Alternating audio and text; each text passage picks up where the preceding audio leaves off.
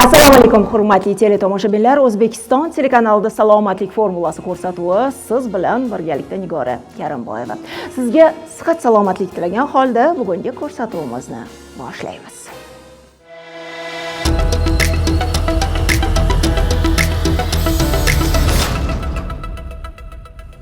Salomatlik formulasi chatiga kelayotgan savollaringizdan bizga ma'lum bo'lyaptiki, muxlislarimizning katta qismini ayollar tashkil qilar ekan. Chunki ko'proq ayollar savol berishmoqda, mavzularni ham aynan ayollarning taklifidan kelib chiqqan holda belgilashga harakat qilmoqdamiz va bugun ayollar salomatligi haqida gaplashamiz. Ekspertlarimiz esa poytaxtimizdagi NSS Medical Center klinikasining malakali shifokorlari.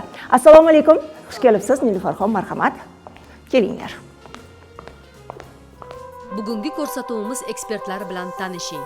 Nilufar Atajanova, oliy toifali akusher-ginekolog, onkoginekolog, Yevropa ginekologlar assotsiatsiyasining yetakchi mutaxassisi, jarroh laparoskopist, O'zbekiston Respublikasi Sog'liqni saqlash a'lochisi. Aleksandr Kolegin, tibbiyot fanlari nomzodi, akusher-ginekolog, Amerika ginekologlar assotsiatsiyasining yetakchi mutaxassisi, jarroh laparoskopist. Firuza Kamoliddinova, ultratovush diagnostikasi shifokori. Laziza Ro'ziyeva, shifokor ginekolog.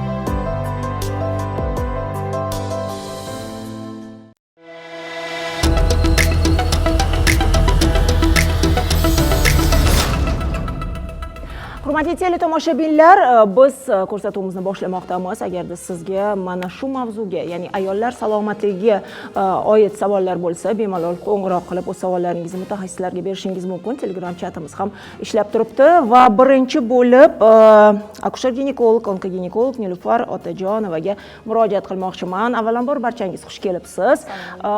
Ayollar salomatligi chindan ham juda ham dolzarb mavzulardan biri.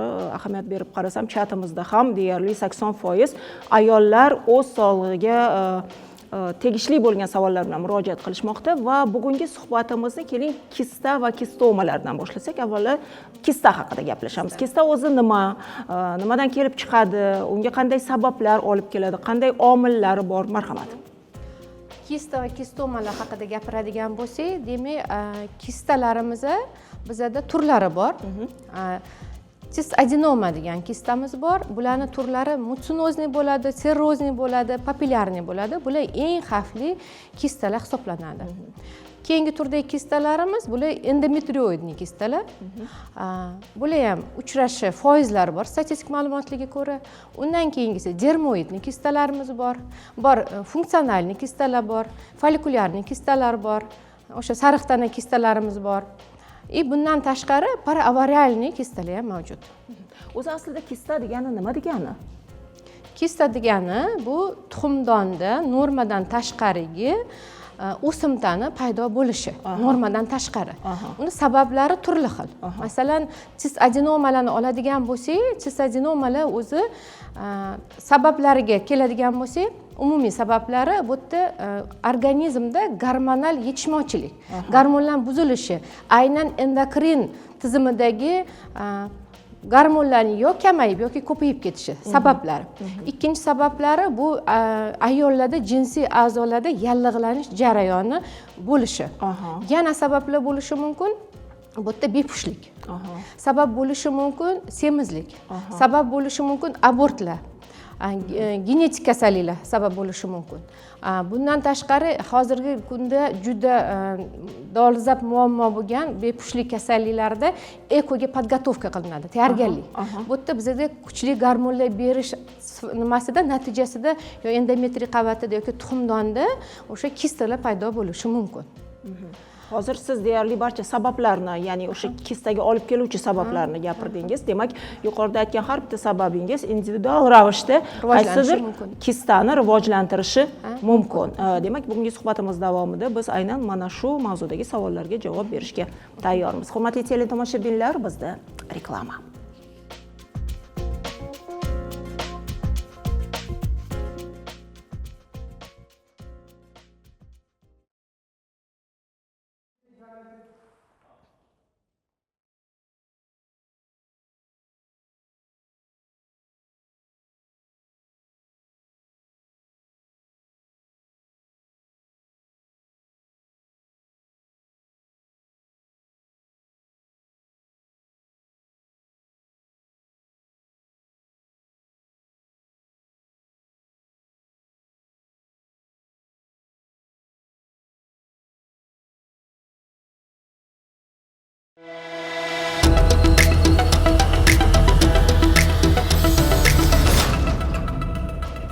Hurmatli teletomoshabinlar, salomatlik formulasi ko'rsatuvi jonli efirda sizdan savollarni kutib qolamiz. Hozircha esa redaktorlarimiz tomonidan berilgan savollarga javob berishni davom ettiramiz. Demak, kistalar turini sanab o'tdik.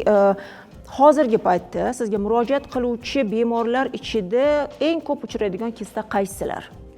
Kistalarni, yuqorida aytib o'tgan kistalarning ichida eng xavflisini aytaman. Eng xavflisi sist adenomalar.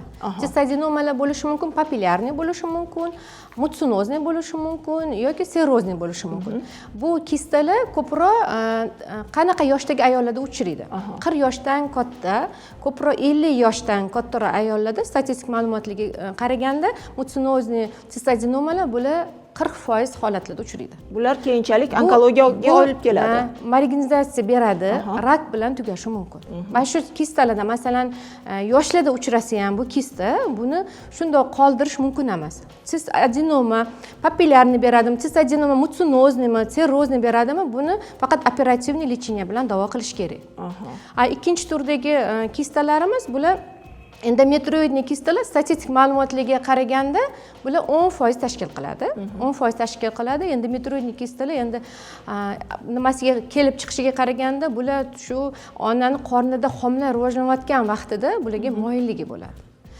Dermoidniy kistalarimiz bor, bularning ichida soch tirnoqlari bo'ladi. Soch, tirnoq, qattiq jismlar shulardan iborat bo'ladi. Bu 25% tashkil qiladi. Keyingi funksionalniy kistalarimiz yoki paravarialniy kistalar, bular paravarialniy kistamiz 5% ni tashkil qiladi. Follikulyarniy kistalar 25% dan 40% gacha tashkil qiladi. Bular so'riluvchi follikulyarniy kistalar. Unda ham reproduksiyani yoshga qarab so'riladi. Agar reproduktiv yoshimiz, masalan, deylik, yosh qizlarda ko'proq mana shu hayz sikli buzilganidan ko'proq kelib chiqadigan narsa bu.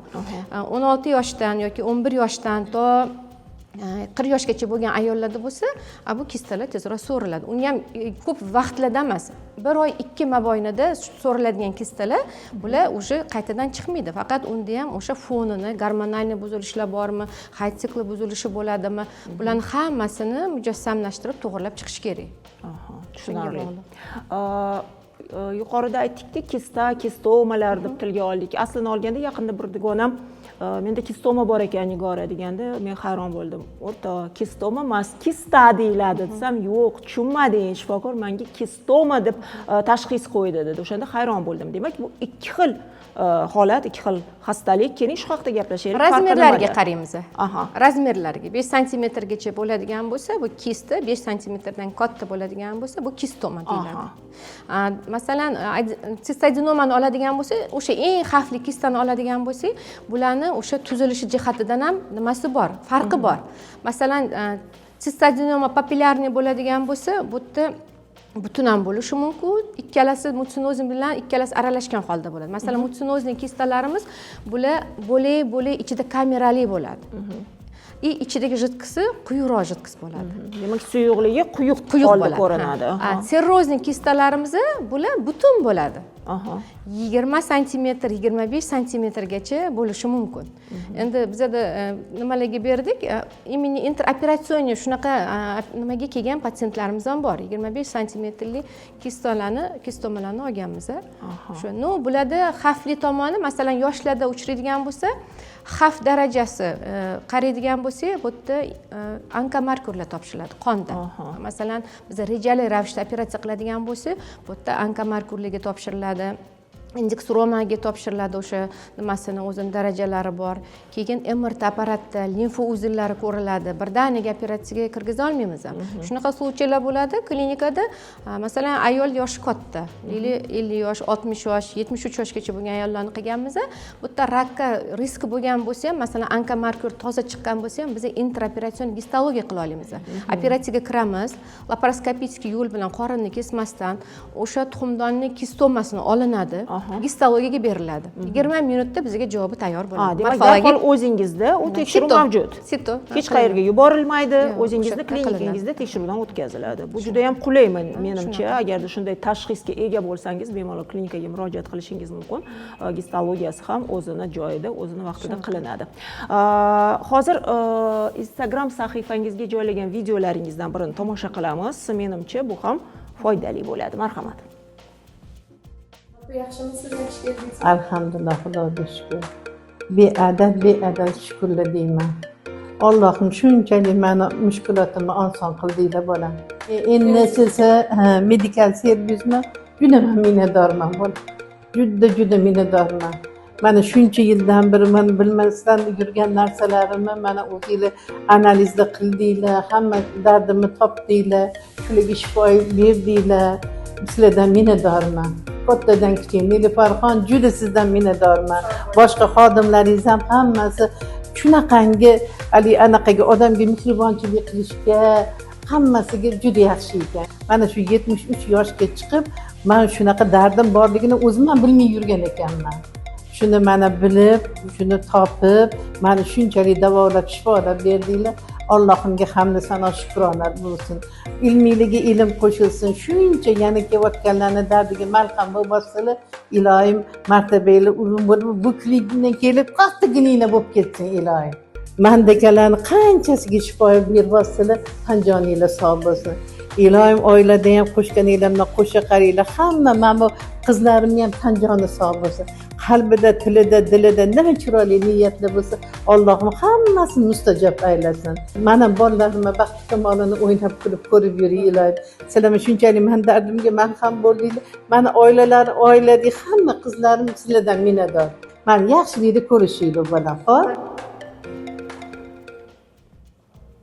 Ana eng yaxshi reklama bu sizning qo'lingizdan o'tgan bemorlarni sizga bo'lgan rahmati deyiladi.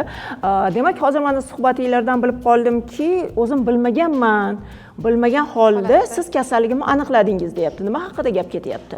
Bular UZIga tushmoqchi bo'lganlar, ultratosh tekshiruvdan keyin o'sha ikkita tomonlama sistadenoma borligini bilganlar, serozin sistadenoma borligini bilganlar. Bezovta qilmagan ularni. Bezovta qilmagan, faqat ozgina og'riq sezgandan keyin biz o'sha UZI qilganlarimizda UZIda shu ma'lum bo'ldi, MRTlar qilganmiz, onkomarkerlarga topshirganmiz. Onaxonni yoshi 73 yoshdalar. Bachadonni ichida hech qanaqa o'zgarish ko'rmadik. Bachadonni olib tashlashga hech qanaqa ko'rsatma yo'q. Biz o'tda masalan gistologik analizlar, onkomarkerlar ko'rildi, hamma biokimiya analizlari, hamma analizlar ko'rilgandan keyin shuna xulosaga keldik, intraoperatsioniy gistologiya qilishga. Onaxonda yana o't qopida toshi ham bor edi. Bundan tashqari yana ikkinchi, uchinchi kasalligi kistadan tashqari bu sidik tutolmaslik kasalligi bor edi.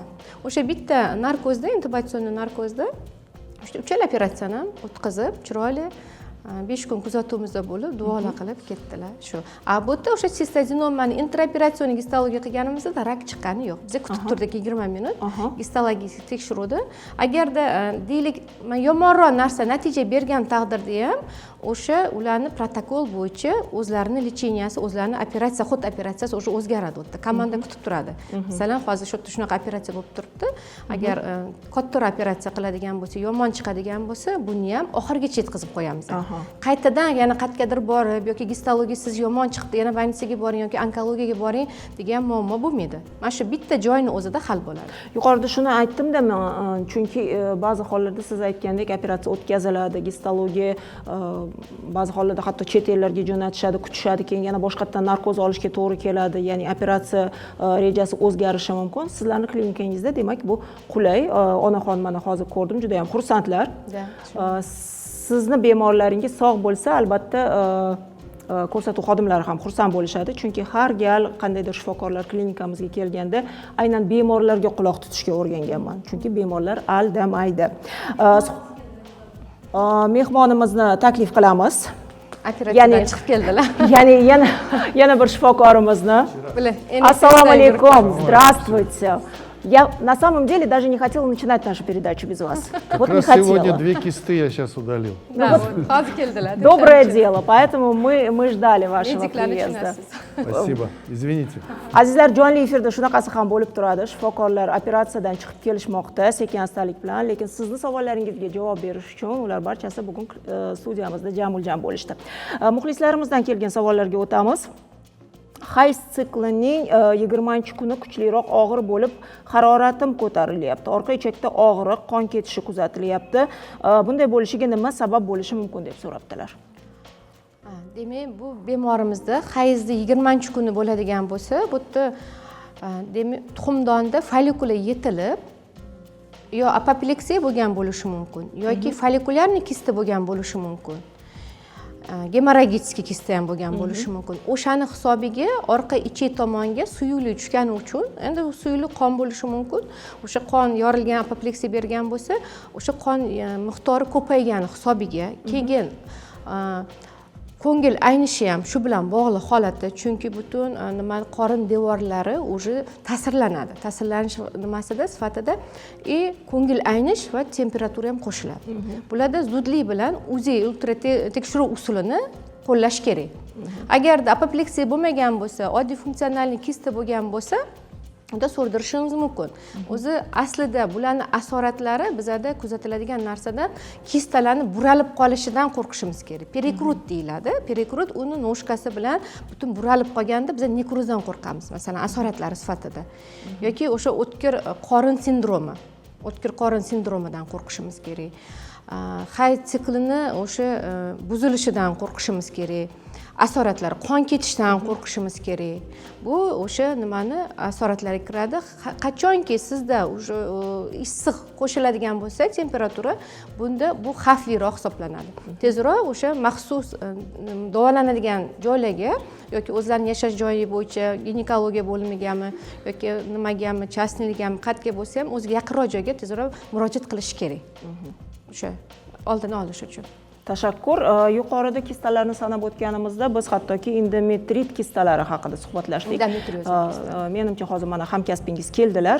Shu savol bilan ularga murojaat qilamiz. Albatta, Alександр Викторович. Сегодняшняя наша тема – это кисты. И, на мой взгляд, сейчас мы разделили, то есть по блокам, и сейчас мы говорим о эндометриозе и эндометриальных кистах. Что вы можете об этом сказать? Как они развиваются, почему они развиваются в организме женщины? Это очень актуальная тема, кисты эндометриоидные у женщин. В современных условиях они продолжают число женщин с эндометриозом расти.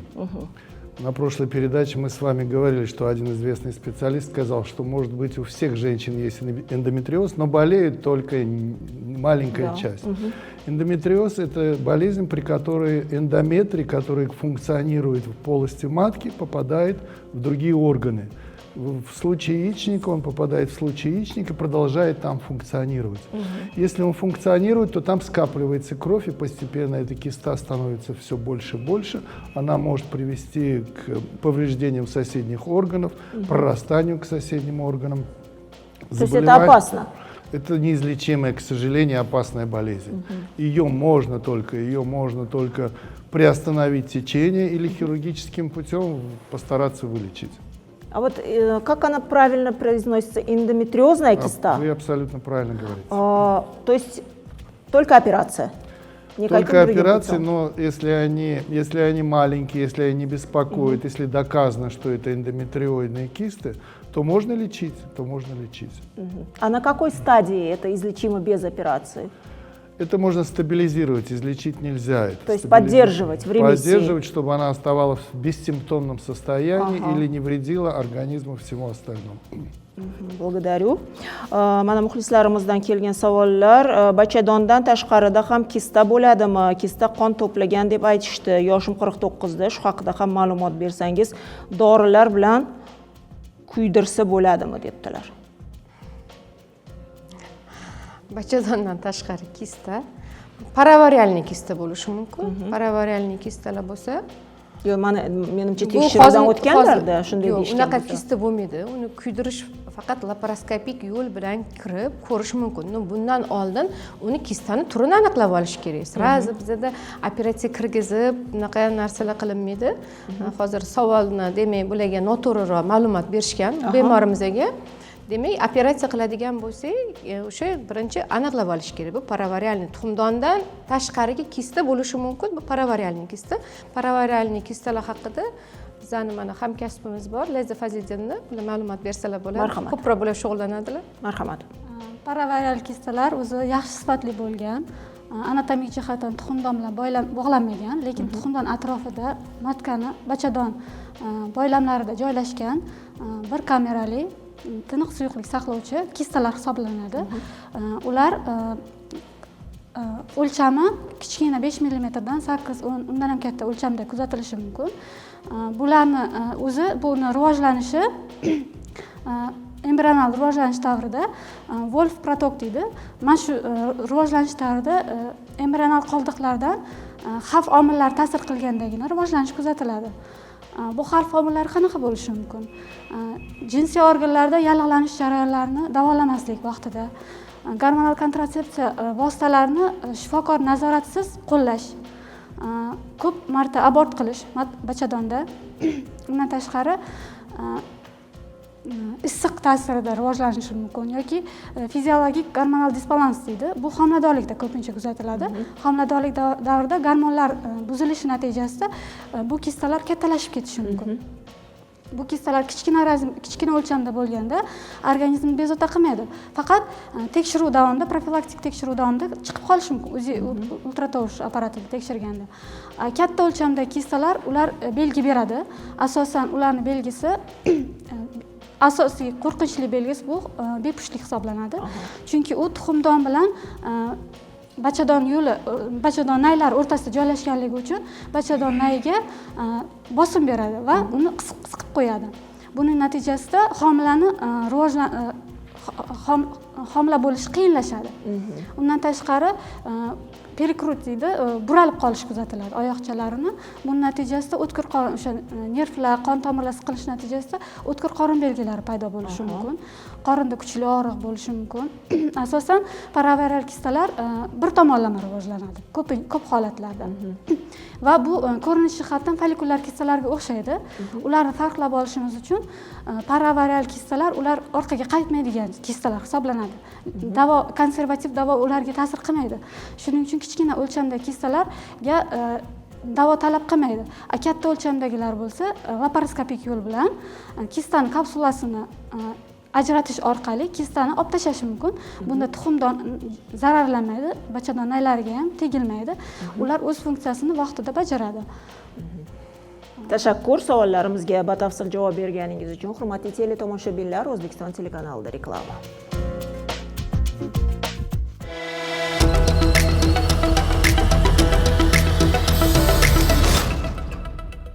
Aholiga umumiy onkologiya, operativ ginekologiya, umumiy jarrohlik, mammologiya, plastik jarrohlik, urologiya, endokrinologiya, terapiya, kardiologiya, nevrologiya, dermatologiya, kosmetologiya, bundan tashqari laparoskopik, laparotomik, gisteroskopik va endoskopik operatsiyalarning barcha turlari bo'yicha keng ko'lamli malakali tibbiy xizmat ko'rsatadigan ishonchli, samarali, o'z vaqtida va yuqori professional tibbiy yordam kafolati NSS Medical Center tezkor, aniq tashxis va sifatli davolanish sog'lom va baxtli hayotning kalitidir.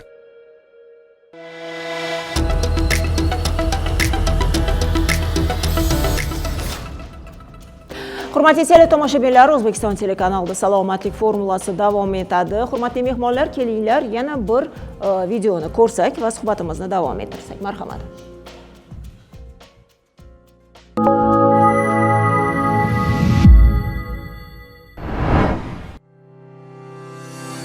Добрый день, я нахожусь в клинике НСС. Только сейчас закончилась операция по лечению эндометриоза у женщины 30 лет, которая имела период отсутствия беременности 2 года и имела тяжелые клинические симптомы. Кроме того, в клинике НСС проводится огромный объем консультативной помощи, при котором нашим женщинам создается план и тактика ведения для осуществления здорового образа жизни, для существования их жизни без заболеваний. Вот слышу вас, и уже приятно, уже выздоровели, называется. Давайте обсудим все-таки, да, эту тему, потому что мы начали с вами обсуждение. Сейчас вы говорили именно не о кисте, а о случае эндометриоза, который привел к бесплодию. То есть такое часто встречается, да, у нас? Да, эндометриоз – это то заболевание, при котором очень часто бывает бесплодие. То есть женщины не способны забеременеть. Но это не всегда. Иногда и при эндометриозных кистах это, кстати, благоприятный вариант. Если женщина беременна, то это естественное лечение, потому что при беременности очень много гистогенов, которые и лечат эндометриоз. Ну вот так. Некоторые врачи с этим не согласны, потому что у меня тоже есть эндометриоз, не буду скрывать, и когда я наблюдалась, кто-то мне сказал, что нужно забеременеть, эндометриоз сам по себе вылечится, кто-то сказал нет, то есть это спорный вопрос, но сейчас я вам верю. Спасибо. А то, что касается именно эндометриозной кисты, как она, вот она появилась, она же как-то беспокоит, или она просто проявляется при каком-то осмотре, случайно проявляется, или есть какие-то все-таки признаки, которые вот в самом начале звоночки женщина может понять? Да, это там варианты очень индивидуальные. То есть это вот маленькая ненормальная, как будто матка начинает функционировать в яичнике, потому что там есть эндометриоидный слой, который должен отторгаться, находясь он в матке. Если он находится в яичниках, это все отторженная кровь сохраняется в этом яичнике. Некоторые женщины чувствительные, очень на ранних стадиях чувствуют, даже когда другие врачи и УЗД у них не могут определить ничего. Они чувствуют, что... А что это? Это боль, это дискомфорт, это какие-то кровотечения могут быть? Это болевой синдром. В общем, это называется сильный болевой синдром. Да. И он может быть или во время менструации быть, или перед менструацией, или после менструации.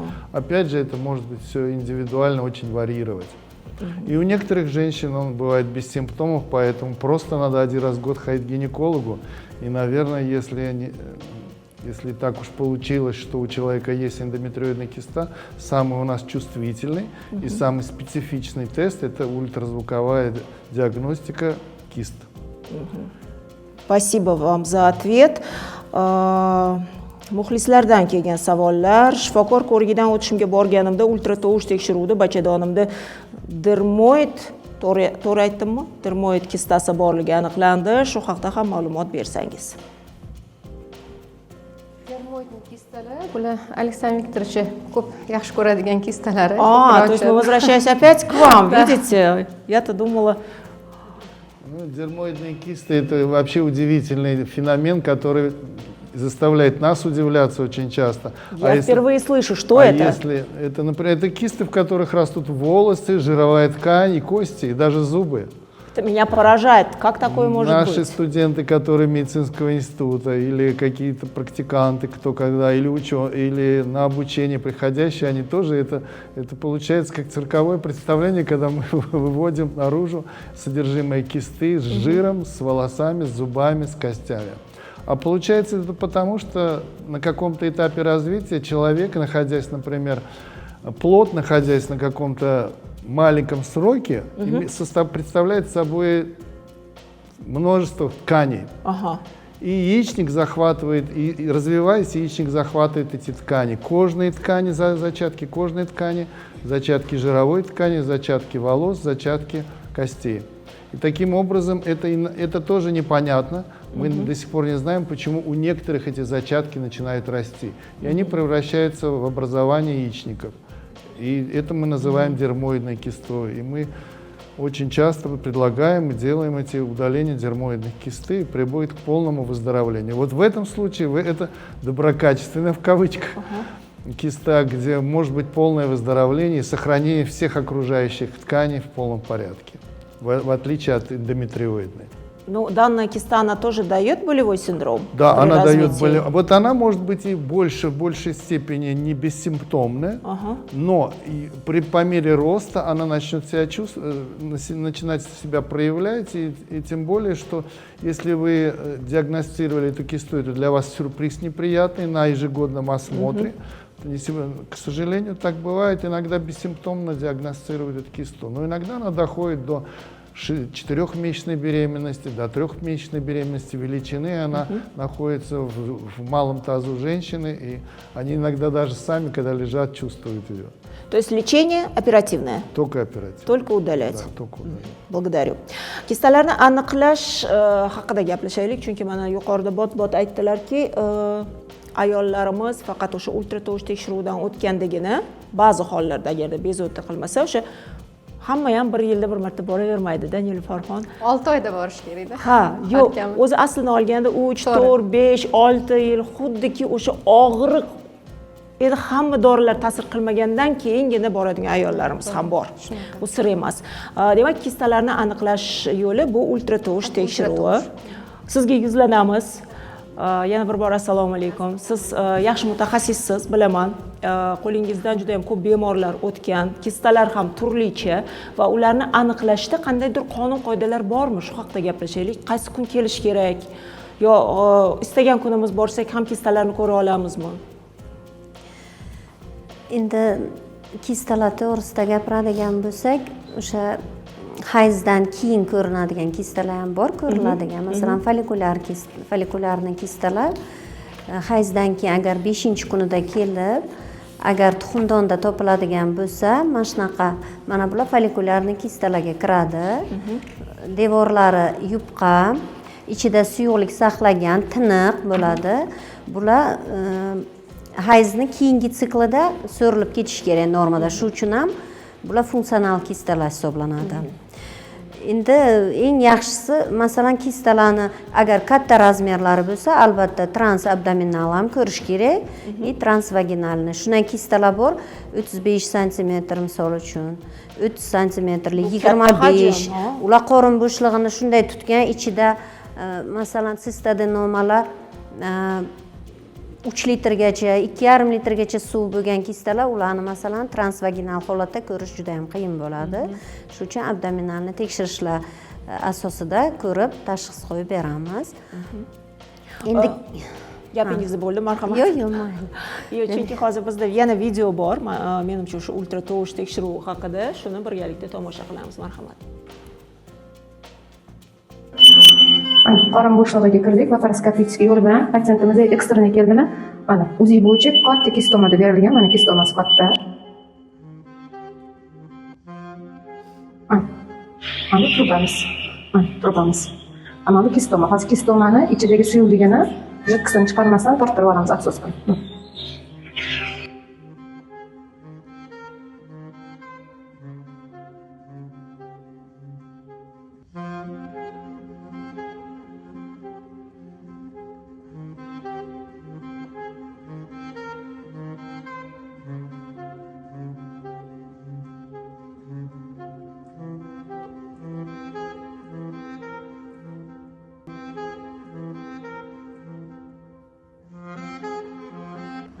İki kun oldin ekstremni o'lchab kelgan patsientimiz ekstrem kistoma va vнимательный беременностьdan kelganda sразу shu kundan operatsiya qilganmiz.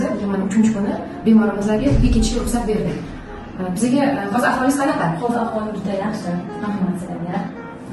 O'ziga ishgan boshqa joylarda qanaqa deyishdi. Kistomangizni bilishdimi, bilishmadi? Bilishmadi, kistomangizni bilishmadi. Sidik anaqasida qoldi o'laganda. Keyin nima deb o'zasi shunaqa deb kelganman.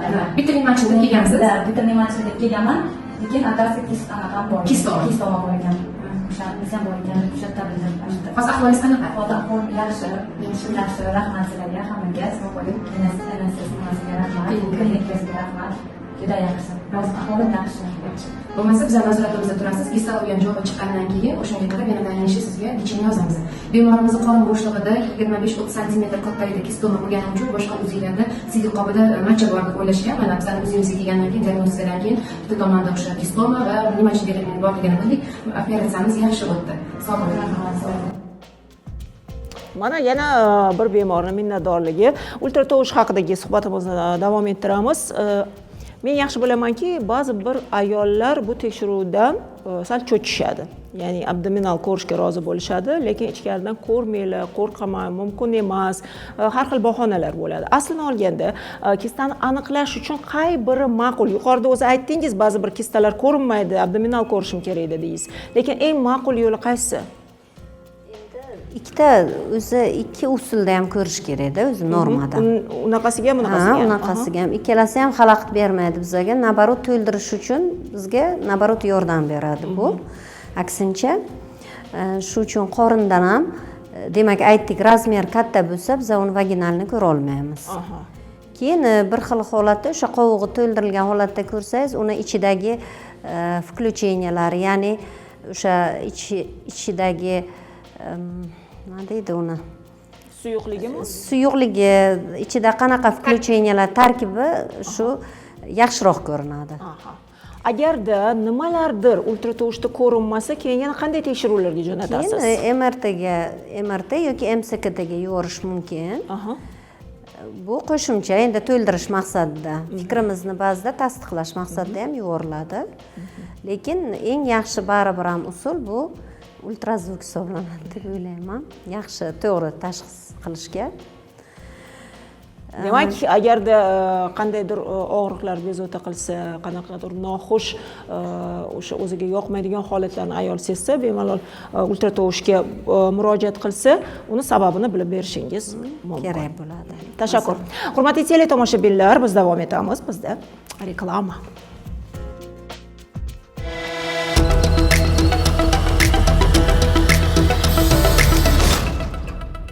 Ko'p yillardan buyon boshlovchi sifatida shifokorlar bilan ishlayman va o'z salomatligimni ishonchli qo'llarga topshirish naqadar muhimligini yaxshi bilaman. NSS Medical Center jahon standarti asosidagi texnologiyalar, yuqori malakali professionallar, davolash va tashxislashning ilg'or usullari. Bir joyda jamlangan zamonaviy ko'p tarmoqli tibbiyot markazi. Klinikada ginekologiya, onkoginekologiya, umumiy onkologiya, umumiy xirurgiya, plastik jarrohlik, qon tomir jarrohligi, proktologiya, mammologiya, urologiya, terapiya, kardiologiya, endokrinologiya, dermatologiya, tibbiy kosmetologiya yo'nalishlari mavjud. Laboratoriya va instrumental tekshiruvlar aniq tashxis qo'yishga kafolat beradi. Barcha turdagi jarrohlik operatsiyalari endoskopik, laparoskopik, gisteroskopik, laparotomik usullar bilan yuqori professional darajada bajariladi. Ayol kishi uchun ayniqsa o'z ginekologik muammolari bilan borib murojaat qiladigan manzilni topish juda ham muhim. Men shunday klinikani va shunday shifokorni topdim. Agarda sizda bachadon miomasi, bachadon adenomiozi, endometriya poliplari, tuxumdon kista va kistomalari bo'lsa, hamda bepushtlik, bachadon naylarining yopilishi, bachadon bo'yni saraton oldi holat kasalliklari, displaziya, ektopiya, leykoplakiya, servikal kanal poliplari tashxisi qo'yilsa, qin va oraliqni to'riq vaqtida yirtilishi, bachadon tushishi, peshob tuta olmaslik, bachadondan noaniq etiologiyali qon ketishlar, klimaks davrida qon ketish kabi muammolar qiynayotgan bo'lsa, NSS Medical Centerga murojaat qiling. Hoziroq ro'yxatdan o'tishingiz mumkin. NSS Medical Center siz va oilangiz sog'lig'i haqida qayg'uradi.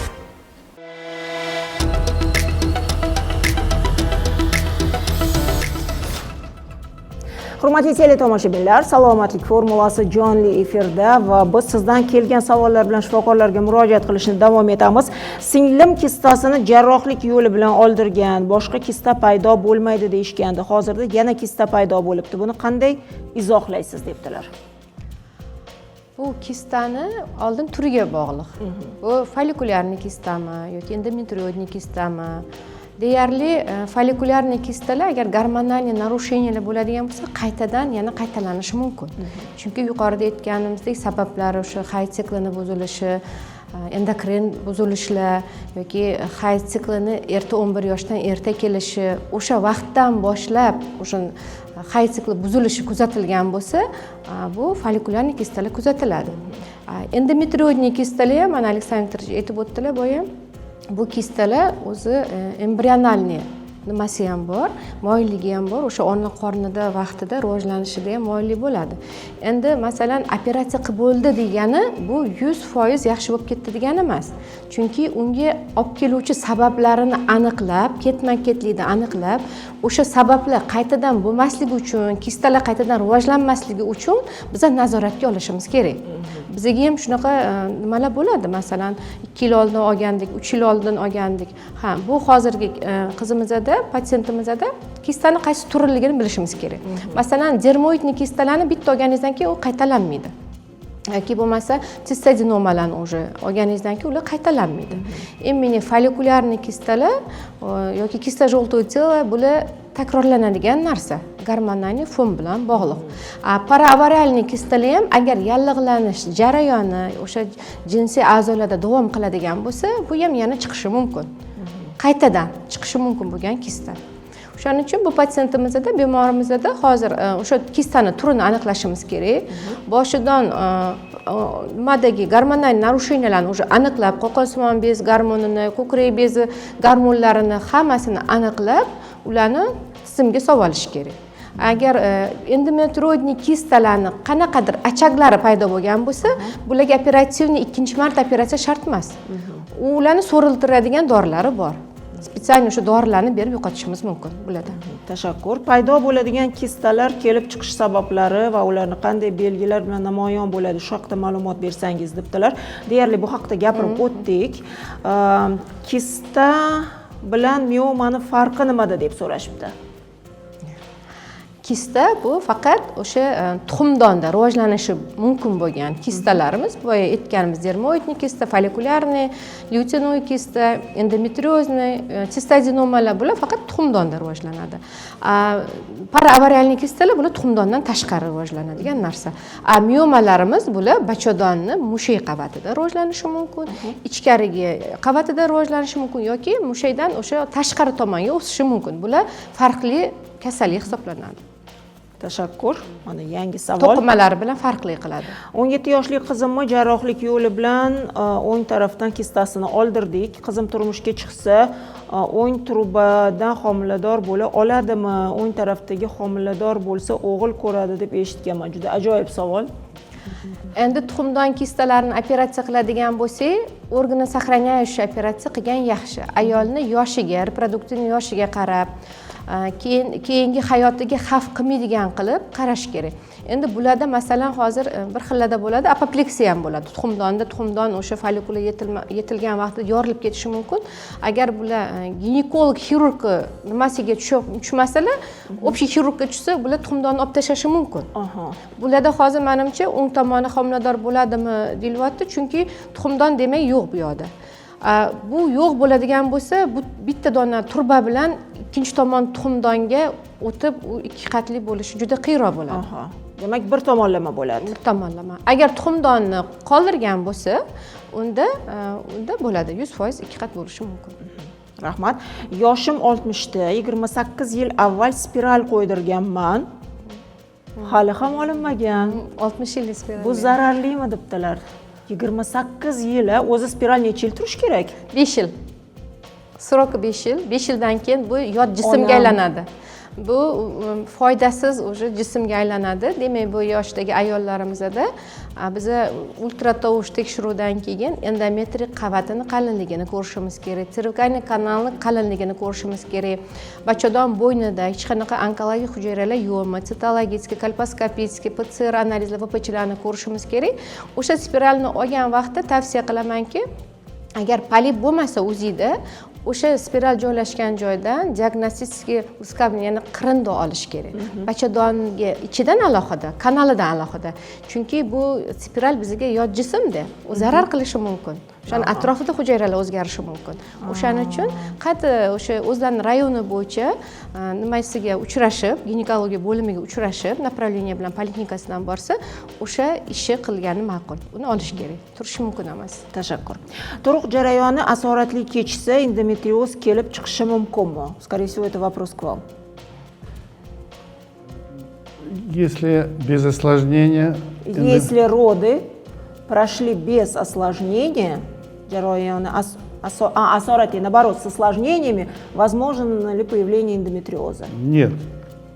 Даже Нет, если роды были с осложнениями? Роды никакого отношения к развитию эндометриоза не имеют. Вернее, женщины, которые имели роды в анамнезе, у них меньше шанс иметь эндометриоз.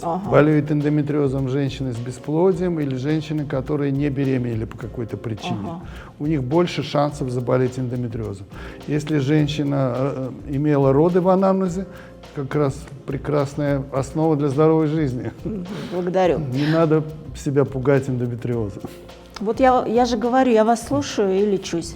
Turmushga chiqmaganman, maktabda matkamda varikoz bor deyishdi. Belimda sanchiqli og'riqlar bor. Turmushga chiqsam varikozdan qon ketib qolishi mumkin deyishdi. Bu qanchalik xavfli? Varikozdan qon ketishi mumkin emas, lekin agar yallig'lanish jarayoni o'sha jinsiy a'zolarda bo'ladimi yoki siydik yo'lidami har qanday yallig'lanish jarayoni bo'ladigan bo'lsa, bular varikoz chiqishiga moyilligi bo'ladi. O'shaning uchun bularda o'sha tavsiya qilamiz. qonni quyuq suyuqlik sistemasini topshirib, umumiy qon analizlarini, tahlillarini qilib, oyoqlarda varikozlari bormi, yo'q, buni ham albatta ko'rish kerak. Выражение agar varikoz u yoqda bo'ladigan bo'lsa, demak, oyoqlarda ham bo'lishi mumkin. Shularni ko'rib, сосудочный xirurg konsultatsiyasini olib va o'sha ginekologda shamollashga qarshi lecheniyalar qilib, gormonalniy fonini to'g'irlasa, bemalol unaqa xavfli tomoni yo'q. Tashakkur. Kelinim NSS Medical Center klinikasida spiral qo'ydirgan edi.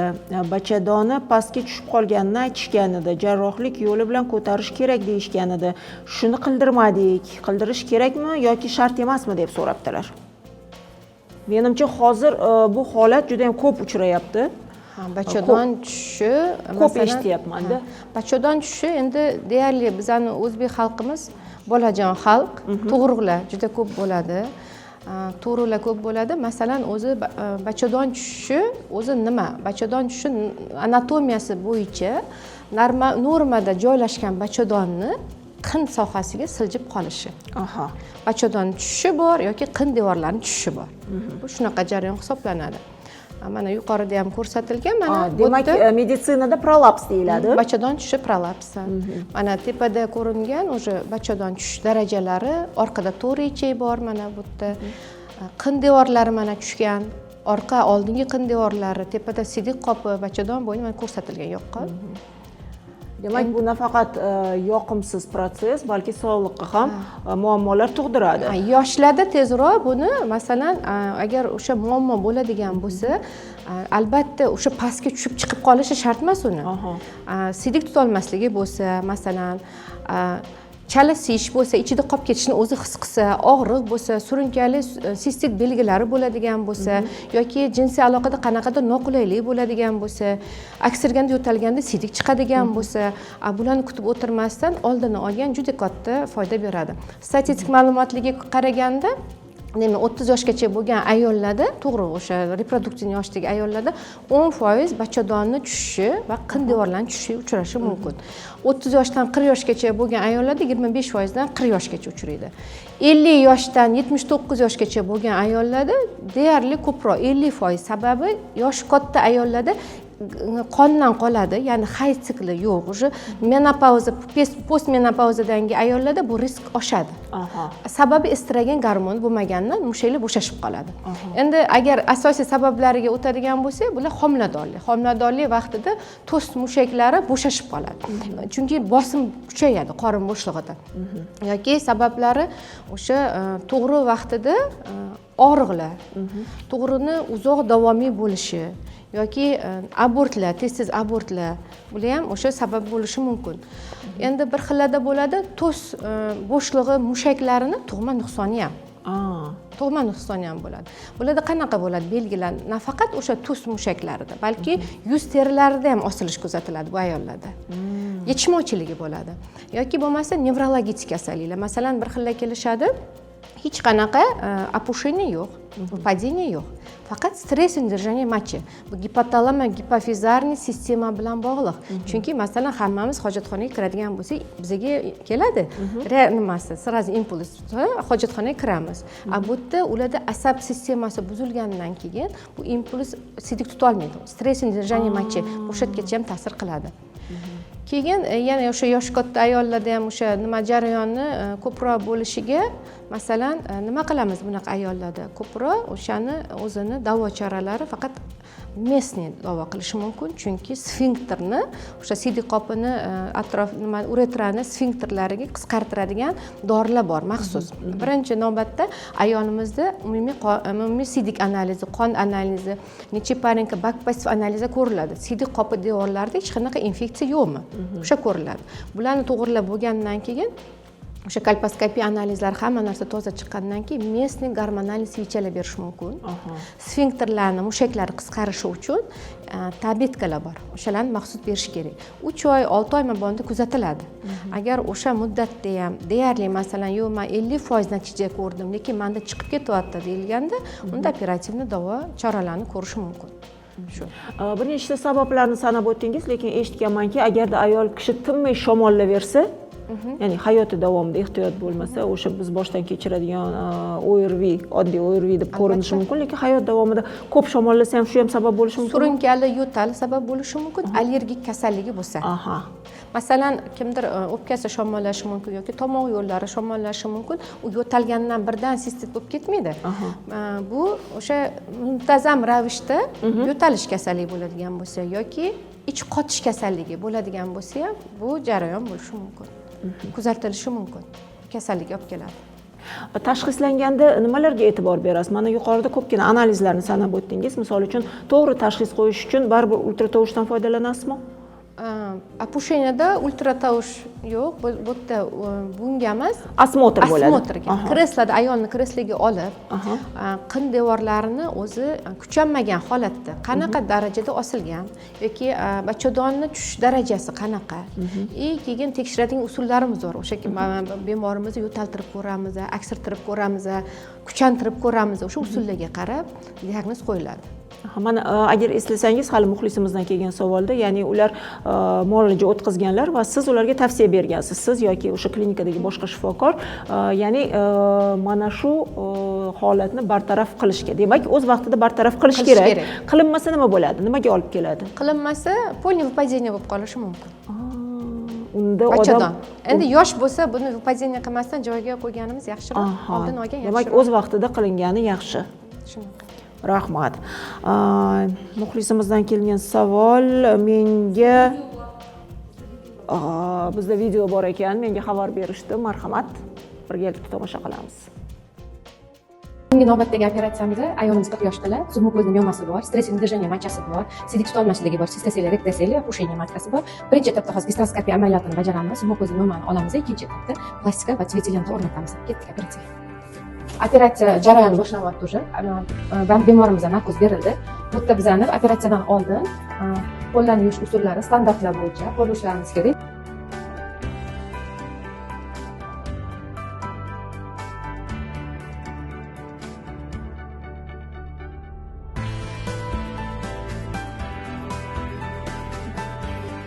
Здесь огромный же. Ana, полосы kirdik. Gastroskopiya. Mana katta miyoma.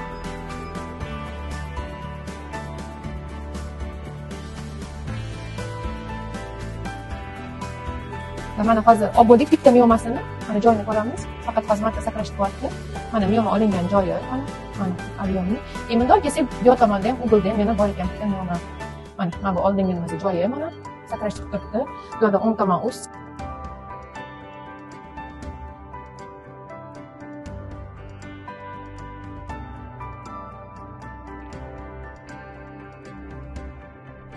Bu yerda hozir summa ko'zni 3 ta miyoma oldik. Razmerlari katta. Bittasi razmeri 5 sm, 3 sm, 2 sm-lik. Mana bu yerda bankdan zadniy stenkadan oldik, keyin turbani oldi burchagidan olindi.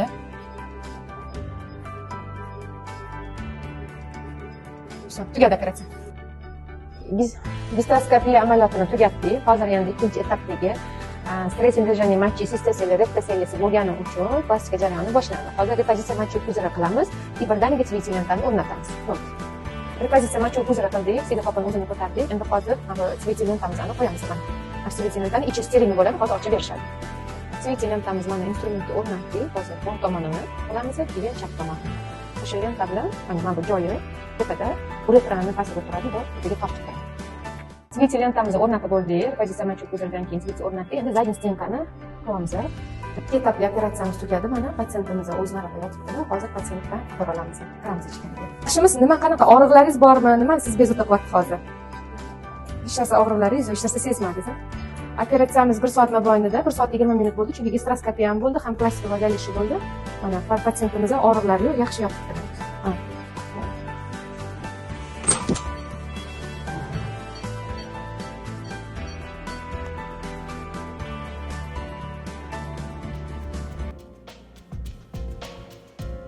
Demak, mana shu lenta yordamida siz nimani amalga oshirdingiz? O'sha qaytadan bachadon, masalan, savol berishadi-da, masalan, bachadonimni o'sha tepaga ko'tartirib, sidik qop bilan ko'tartirgandan keyin qaytadan tushmaydimi deydi. Bularni ikkita usulda qilish mumkinda. Birinchi o'sha yuqorida aytgandek konservativniy usulda davolab ko'rgan bo'lsa, ikkinchi usulda operativniy ham ikki xil usuli bor. Bachadon devorlari deb bachadonni o'zi pastgacha tushib kelmagan bo'lsa, ayolimiz 30 yoshgacha bo'ladigan bo'lsa, oddiy usulda o'sha repozitsiya machu puzir qilib, orqa ichini ham joyiga qo'yib qilishimiz mumkin. Ikkinchi usulda agar iqtisodiy tomondan mablag'i bo'ladigan bo'lsa, bu lentani qo'ysak, uretran tagidan bu tayanch vazifasini bajaradi. Qaytadan yana bachadon tushmasligi ehtimoli kuchli bo'ladi. Keyin o'sha sidik chiqadiganlarda bu yerda sidik chiqmaydi. O'shani tepaga ko'tarib turadi. Yevropada ham, SNG davlatlarda ham faqat mana shu usulda qo'llaniladi. Demak, agar imkoniyat bo'lsa, lentani qo'ydirgan ma'qul. O'sha qo'ydirgan. Tushunarli. Hurmatli teletomoshabinlar, ko'rsatuvimiz sekin-astalik bilan o'z nihoyasiga yetib kelmoqda. Hozircha esa bizda reklama.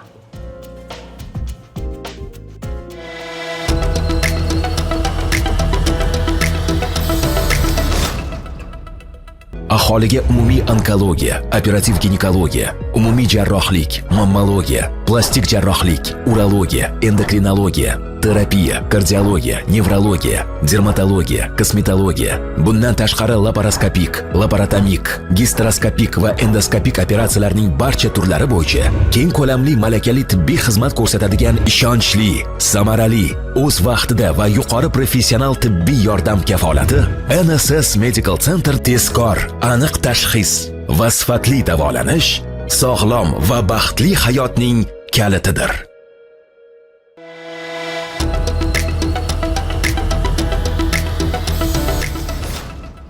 Salomatlik formulasi ko'rsatuv efirda azizlar va ko'rsatuv yakunidan avval mutaxassislarga ikkita savol bilan murojaat qilmoqchiman. Qizimni yoshi 17 da, kistasini oldirganmiz, ikki taraflama oldirganmiz. Hayzi kelmay qo'yganda dori ichsa keladi, ichmasa kelmaydi. Folikulalari mayda deyishdi. Turmushidan 3 yil yashab farzand ko'rmay ajrashdi. Hozir semirib ketdi. Dorilar ham semirtiradimi? Davolansa homilador bo'ladimi? Qanday maslahat berasiz debdilar. Bu bemorimizda demak endokrinniy narusheniyasi bor, gipotalamik gipofizar sistemasida o'zgarishlar bor, tuxumdonni o'zida ham o'zgarish bor. Chunki bu bemorimizda hozir tuxumdonni ichida AMG degan gormon bor. Bizga yetarli miqdorda gipofiz bezida, tuxumdonni o'zida yetarli miqdorda chiqib turibdimi yo'qmi, buni biz ko'rib olishimiz kerak. Ikkinchidan, bularda oshqozon osti bezi bilan ham bog'liq, insulin bilan ham bog'liq. Demak, ajreniya ketayotgan, semizlik ketayotgan bo'lsa, bu oshqozon osti bezida o'sha gormonlarning faoliyatini to'g'irlashimiz kerak. Albatta, tug'ilmaydigan ayolning o'zi yo'q, bizda bachadon bo'lsa, tuxumdonimiz bo'lsa, faqat o'shani AMG miqdoriga qarab, albatta konsultatsiya kelsalar bo'ladi. Demak, klinikaga murojaat qilsalar, yordam berasiz. Keyingi savol, qizim 14 yoshda, 10 yoshda hayz ko'rgan, gavdaliroq. Vrach Minstrum dorisini yozib berdilar, yod preparatini ichdi, hayzi 1 oydan keyin to'xtamay kelyapti. Qanday maslahat berasiz? Sizga olib borsak bo'ladimi debdilar. Albatta, hayz sikli buzilgan. Bu yerda nafaqat meni endokrinologimizni, o'ziz mutaxassisimizni, hammamiz bitta komanda bo'lib qarashimiz kerak. Tashakkur. Sizlarni studiyamizning markaziga taklif qilaman, chunki ko'rsatuvimizni odatiga ko'ra xayrlashayotganimizda barchamiz markazga chiqib muxlislarimizga yuzlanamiz.